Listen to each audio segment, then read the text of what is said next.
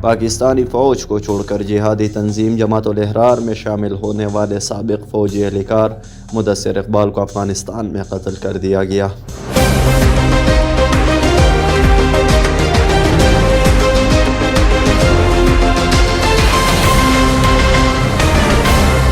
اطلاعات کے مطابق سابق فوجی اہلکار مدثر اقبال کو اس وقت نامعلوم افراد نے اغوا کیا تھا جب وہ اپنی فیملی کے ہمراہ افغانستان کے صوبے کنڑ سے ننگرہار کی طرف جا رہے تھے۔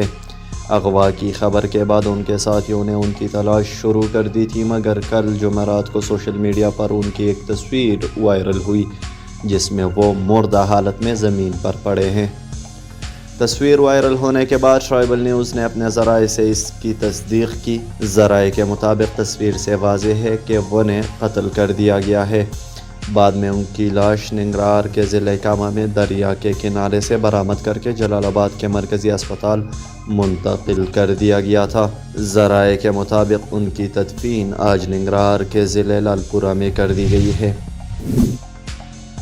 مدثر اقبال کا تعلق پاکستان کے صوبے پنجاب کے شہر سیالکوٹ سے تھا اور وہ ایک پاکستانی فوجی اہلکار تھے جنہوں نے فوج چھوڑ کر شدت پسند تنظیم جماعت الاحرار میں شمولیت اختیار کی تھی۔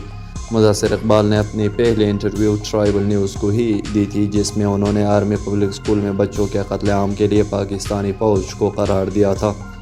مدثر اقبال نے ٹرائبل نیوز کو دیے گئے انٹرویو میں انکشاف کیا تھا کہ کیسے ان کے سینئر افسران نے انہیں آرمی پبلک اسکول کے بچوں کو قتل کرنے کا حکم دیا تھا۔